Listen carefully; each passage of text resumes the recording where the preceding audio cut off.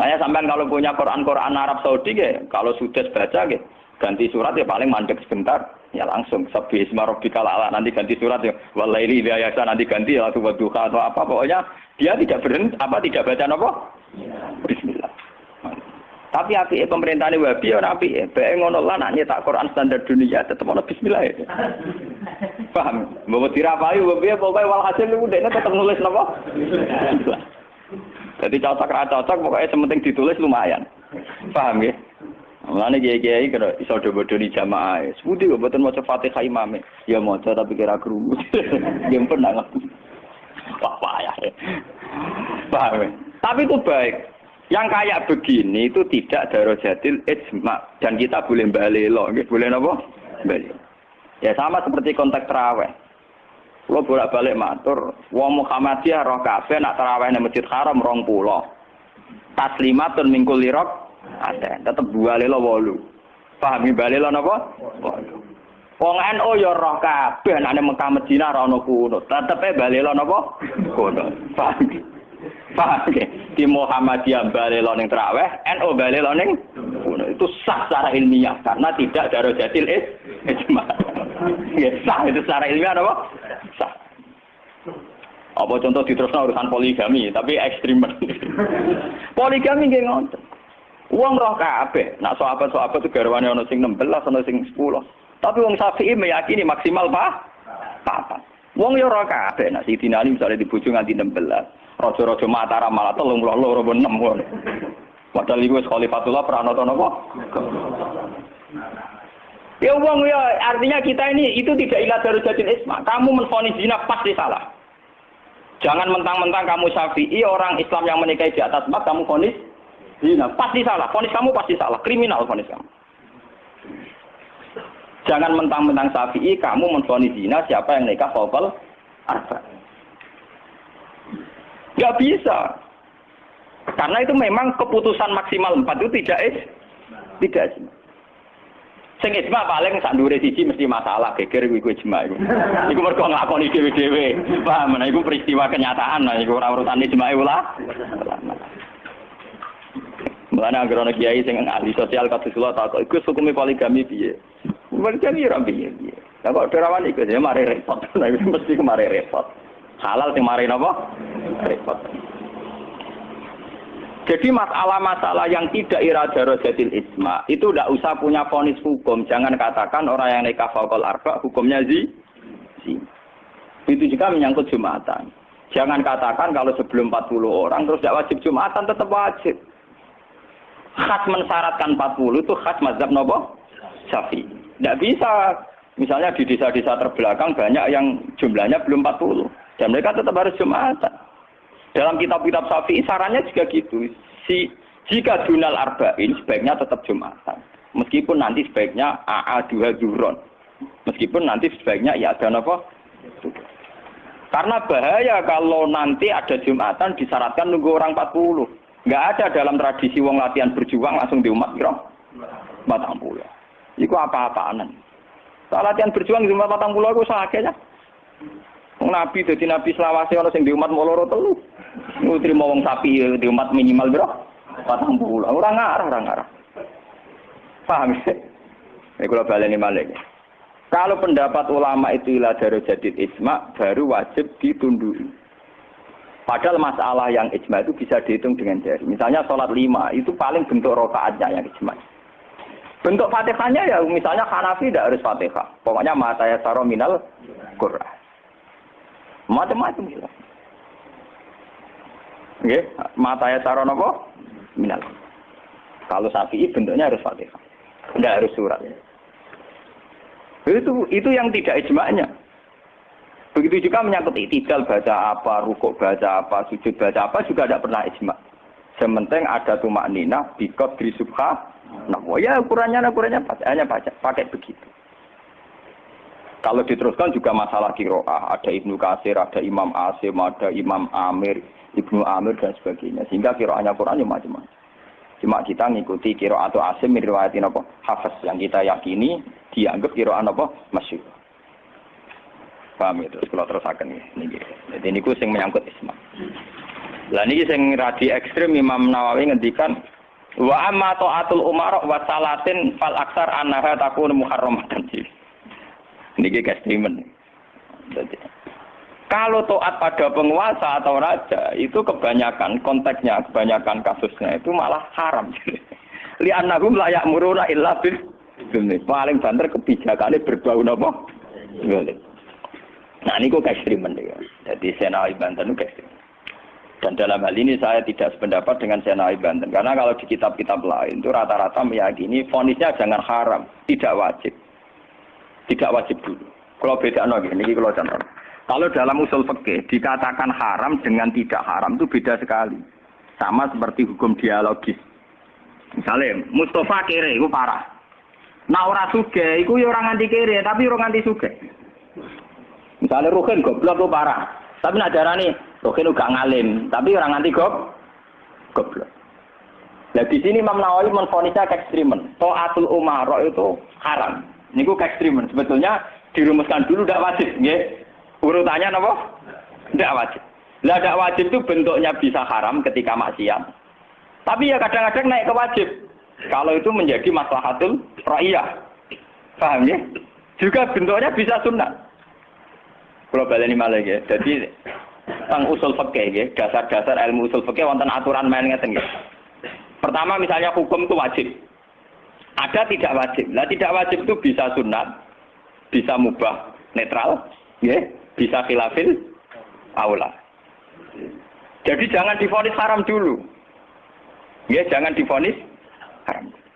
Dan kita ngikuti tradisi Sunni bahwa taat kepada umara selagi tidak memerintahkan barang haram itu taatnya wajib. Selagi tidak memerintahkan barang apa?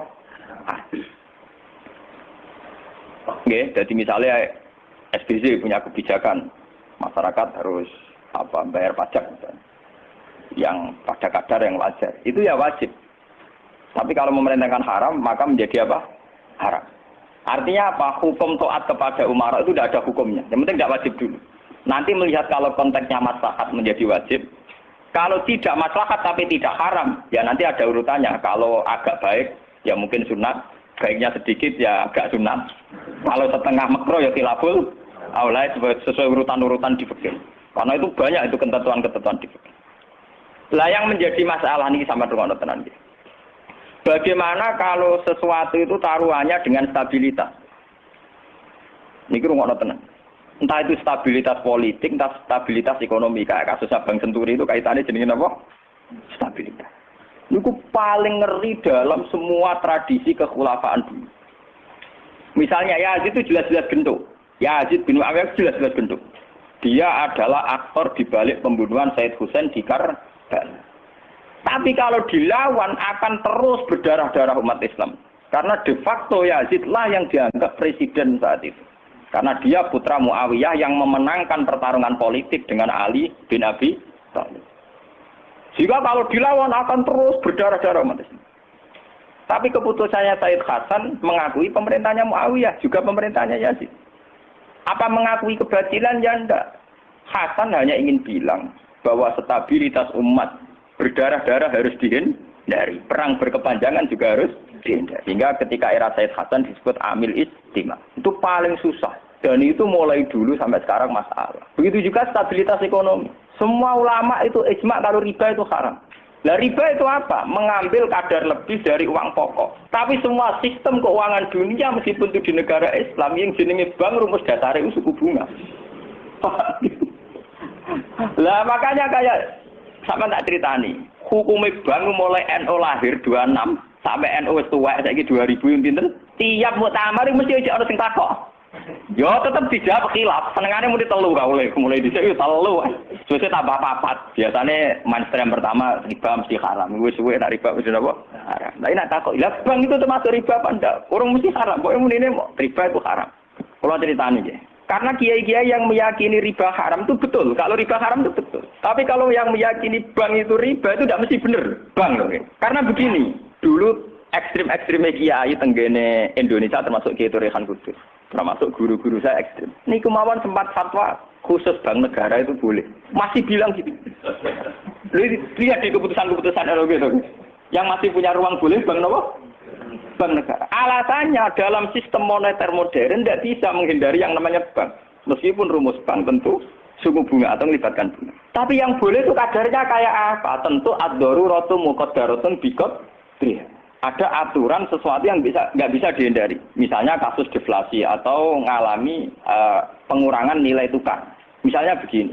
Tidak mungkin kan orang yang punya uang tahun 82 juta, yang saat itu adol sapi gede, orang nabung di bank 2 juta tahun 80. Tentu 2 juta itu jual sapi besar, regane rong. Kan nggak mungkin 2010 sing sapi disepakati rega 8 juta, tetap dibayar rong. Paham ya? Masa yang kayak itu termasuk riba? Toh tidak keluar dari Rasul Mal. Rasul Mal dulu 2 juta kan aslinya sapi itu. Bagaimana mungkin kamu katakan itu keluar Rasul Mal? Rasul Mal sapi regane 2 juta tahun 80. Saya ini sapi tahun 2010 mesti regane misalnya 10. Paham ya? Lah nek 8 juta mbok anggap riba. Lho Rasul Mal apa sapi? Sapi nek saiki regane 10 juta. Lha iku sing dadi masalah ulama. Makanya dulu ketika Rektor Al-Azhar sing jenenge Muhammad Salsut, kenapa Salsut itu populer di dunia akademik? Mergo dia tahu kontroversi mengatakan jika riba itu ada juz'un yasirun yang menutup angka penyusutan uang, maka itu belum sampai kategori apa? Cuma sing dadi masalah di Jawa yang kita alami.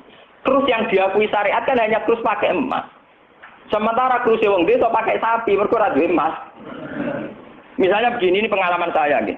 Kulo nu sering nangani konflik tangga-tangga masalah ngoten. Misale adike mantu, cara kuno rak diutangi kakake. Mbok Gus pokoke riyen kula utangi pedet. Pas niku payu 400.000.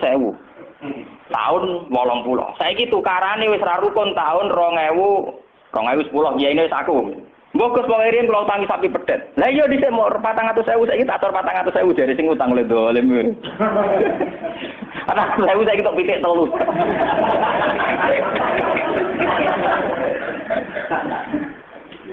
Aku lho dadi kiai iki gampang kula jawab ngeten mawon.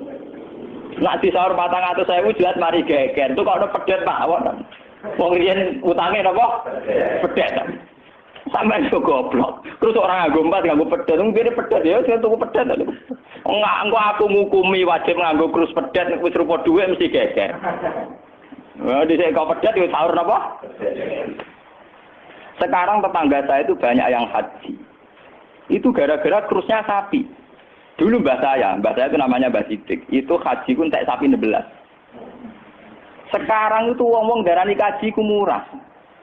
Dulu keluarga saya haji kula menangi dek cilik, keluarga kula haji mau bayar 7 juta. Menangi malih haji 14 juta. Pas bapak kula haji 2003 niku 23 napa? Juta. Tapi wong desa muni darane haji saiki sepakat murah. Mergo nak nganggo sapi. Mergo dhisik sapi entek sapi 16. Saiki 30 juta lah mau entek sapi 4. Dadi wong desa nak darane haji saiki luwih murah timbang dhisik. Artinya apa? Rupiah yang melonjak itu tidak ada pengaruhnya dalam kursi wong desa. Mergo dhisik 7 juta entek sapi 6, saiki 30 juta mau entek sapi 4. Bagaimana Anda bisa menvonis riba dalam konteks-konteks seruat ini ekonomi ini? Paham ya?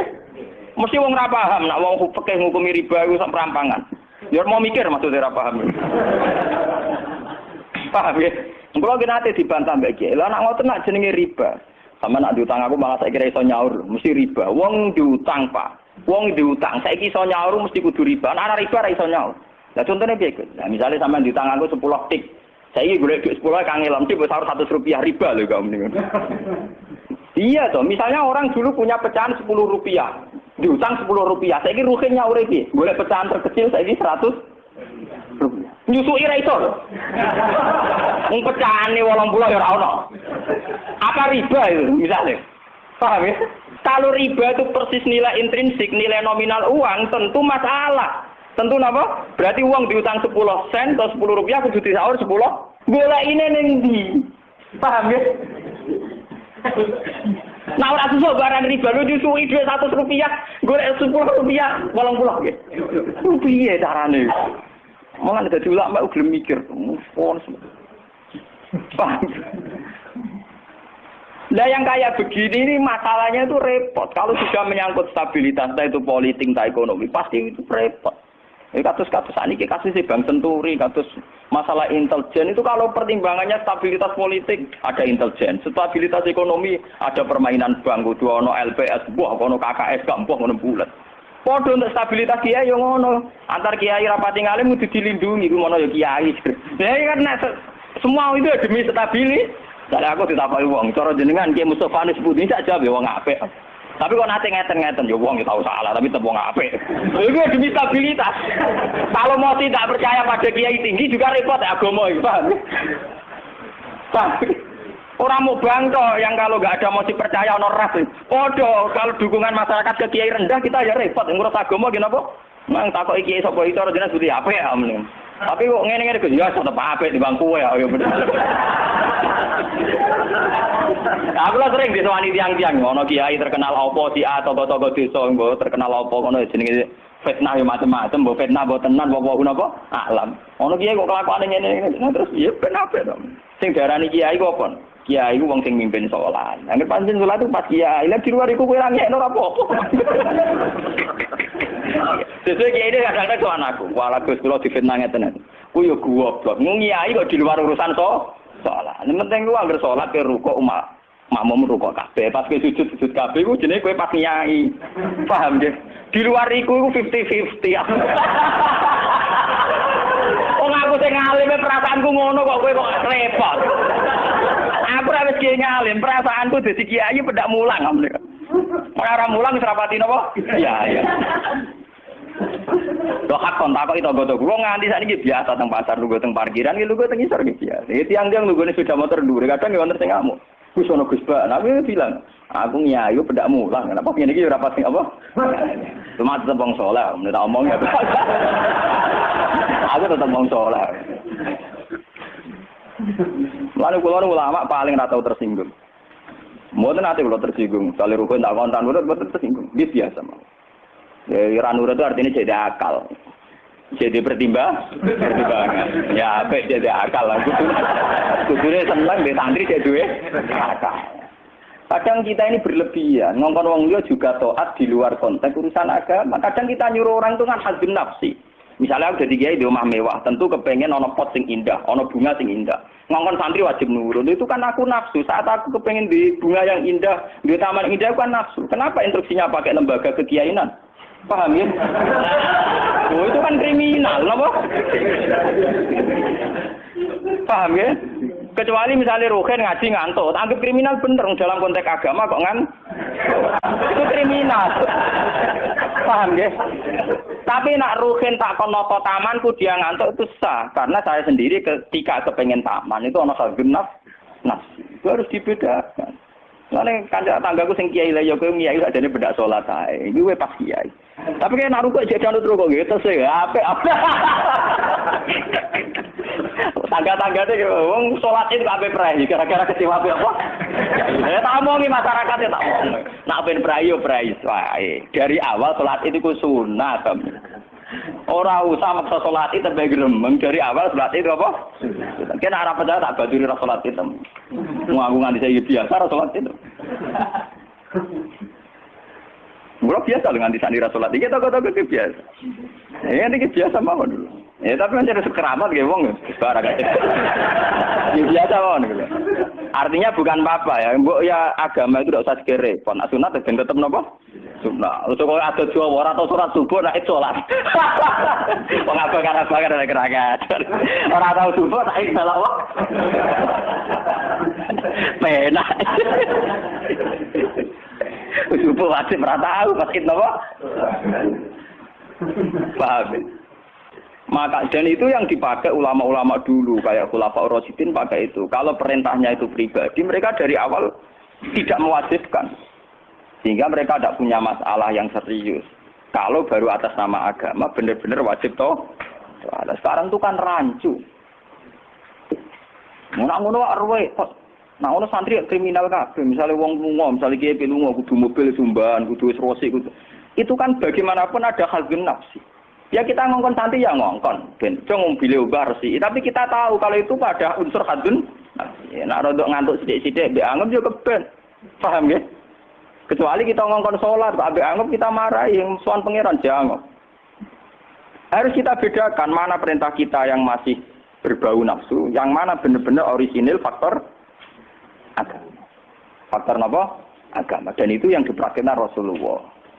In udhiya ya'fu wa la yu'aqib wa in khusima yasmut wa la yujah. Nabi kalau disakiti secara pribadi mudah dia memaafkan. Beliau mudah memaafkan. Tapi wa idza du'a haqqullah, kalau haqqullah yang sudah diterlantarkan itu beliau baru tersinggung. Nah, sekarang kan sudah campur aduk. Hadun nafsi juga lembaga-lembaga apa? Maka tak kandhani kudu nurut. Partai ku. Ya PKB atau P3. Kalau PDIP mbah. Jangan dia kok PDIP, kalau PNS tak perjuangan.